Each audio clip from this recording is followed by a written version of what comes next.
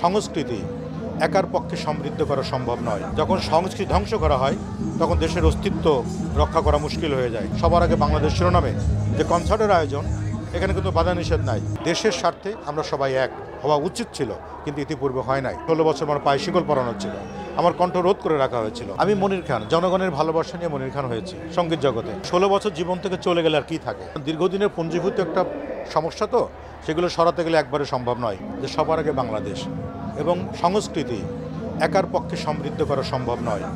সংস্কৃতি অনেক মূল্যবান একটি বিষয়। একটি দেশের একটি ভূখণ্ড দখল হলে দেশ দখল হয় না, কিন্তু যখন সংস্কৃতি ভুলণ্ঠিত হয়, যখন সংস্কৃতি ধ্বংস করা হয়, তখন দেশের অস্তিত্ব রক্ষা করা মুশকিল হয়ে যায়। তেমনিভাবেই বিগত দিনে সংস্কৃতি খুব ধ্বংসের মুখে ছিল, অপসংস্কৃতি বিরাজ করেছিল। সেই জায়গা থেকে আমার নেতা এবং আমাদের বাংলাদেশের নেতাদের, আমাদের মতের যারা, তাদের একটি জিনিস তারা খুব শক্তভাবে চিন্তা করেছেন যে সংস্কৃতি রক্ষা করা প্রথম ভূমিকা আমাদের। যার কারণেই আজকে সবার আগে বাংলাদেশ শিরোনামে যে কনসার্টের আয়োজন, এখানে কিন্তু বাধা নিষেধ নাই, উন্মুক্ত, সবাই আসবে, গান গাইবে। দেখেন সবার মধ্যে হাসি, প্রাণ খোলা একটা ব্যাপার।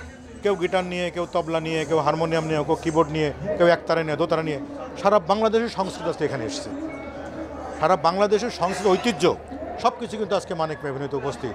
এটাই প্রমাণ করে যে দেশের স্বার্থে আমরা সবাই এক হওয়া উচিত ছিল, কিন্তু ইতিপূর্বে হয় নাই। যেমন আমি 16 বছর আমার পায়ে শিকল পরানো ছিল, আমার কণ্ঠ রোধ করে রাখা হয়েছিল। আজকে দেখেন সবাই হাসিমুখে গান করছে। এই হলো তারেক রহমান, এই হলো বাংলাদেশ, এই হলো জিয়াউর রহমান, এই হলো খালেদা জিয়া। যার কারণেই এই দেশের সংস্কৃতি রক্ষার ক্ষেত্রে এমন ভালোবাসা, এমন ভূমিকা এবং স্বচ্ছ ধারণা আর কারোর মধ্যে নাই। তাই আমরা সবাই মিলে খুশি। আজকে সঙ্গীত পরিবার খুশি, সংস্কৃতি অঙ্গনে সকলেই আমরা খুশি। আপনি দেখেন একটা মানুষের পিক টাইম কত বছর থাকে। আমি মনির খান, জনগণের ভালোবাসা নিয়ে মনির খান হয়েছি সঙ্গীত জগতে। 16টি বছর আটকে রাখা হয়েছে। 16 বছর জীবন থেকে চলে গেলে আর কি থাকে? কি থাকে? তবু ধৈর্য ছিল, সাহস রেখেছি, সম্ভাবনার আলো দেখেছি। আজকে বাংলাদেশ স্বাধীন হওয়ার পরে ঠিক সেই জায়গাটিতে পা রেখে চিৎকার করে বলতে পারি, এ দেশ আমাদেরকে রক্ষা করতে হবে। স্বাধীন দেশের নাগরিক হিসেবে স্বাধীনভাবে চলবো, স্বাধীনভাবে কথা বলবো, স্বাধীনভাবে কাজ করব, সেটি ফিরে পেয়েছি। এটি আমরা সাংঘাতিকভাবেই মর্মাহত, কারণ আমার দেশের অনেক বড় বড় সঙ্গীত তারকা আছেন। রুনা আপা আছে, সাবিনা আপা আছে, সৈয়দ আবদুল্লাহ আছে, আমাদের খুরশিদ আলম সাহেব আছেন, কনক চাপা আছেন, বেবি নাজরিন আছেন। এরকম অসংখ্য শিল্পী বাংলাদেশে কিন্তু আছেন। তাদেরকে দিয়ে কিন্তু এই চাহিদা মেটানো সম্ভব। কিন্তু এটি একটা শ্রেণীর মানুষ আছে যারা ব্যবসায়িক স্বার্থকে উদ্ধার করার জন্য এবং দেশের সংস্কৃতি ধ্বংস করার জন্য তারা চক্র কাজ করে। তো এগুলো হয়তো আস্তে আস্তে দূর হবে, বিচক্ষণতার সাথে সেগুলো আস্তে আস্তে সেগুলো সমাধান করা সম্ভব হবে।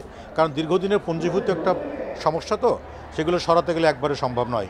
এগুলো সবার সাথে বসে যারা কাজগুলি করছেন তাদেরকে বুঝিয়ে যে দেশকে ভালোবাসুন, দেশের সংস্কৃতি রক্ষা করুন।